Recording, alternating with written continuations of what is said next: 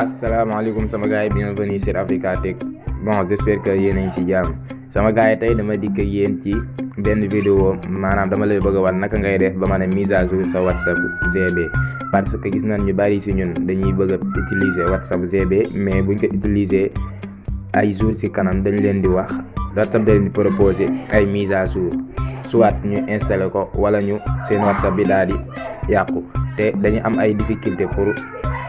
def mise à jour boobu léegi tey nag dama dikkee yow si vidéo ba puy wax la naka ngay def ba maanaam mise à jour WhatsApp bi te doo ci am benn problème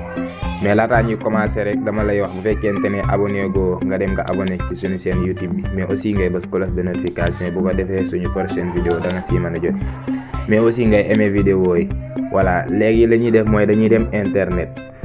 ñu fàttali leen ne rek WhatsApp GB mënoo koo télécharger par Play Store parce que existe wu ci Play Store bi donc fi ñu ko mën a télécharger rek mooy internet soit nga dem Google Chrome wala autre site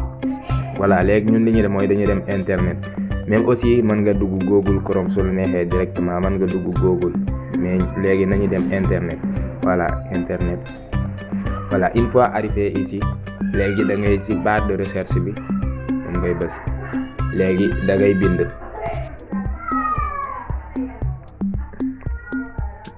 bind WhatsApp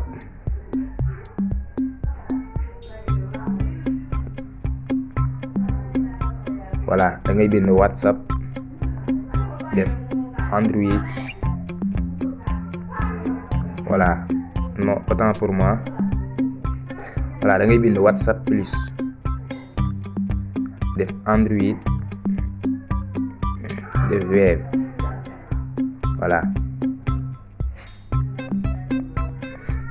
voilà léegi yow lii ngay bind dinaa la ko defal pour nga mën ko gën a comprendre léegi une fois nga bind lii nga bës recherche voilà léegi boo bësee recherche da lay andil fii nii voilà premier téléchargement bi ngay gis c'est-à-dire download WhatsApp plus version 14 boobu mooy mise à jour bi nga xam ne moo mujjee génn ci WhatsApp GB version 14 bi léegi yow moom ngay bës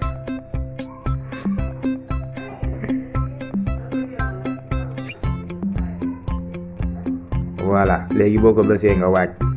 voilà léegi boo wàccee nga ñëw ba direct download ensuite nga bës ko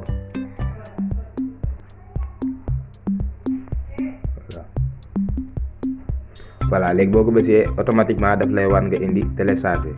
léegi nga daal di bës télécharger voilà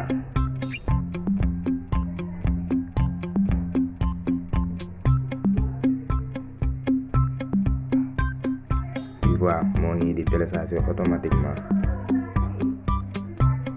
voilà une fois téléchargement bi agsi na léegi da ngay ñëw mes fichiers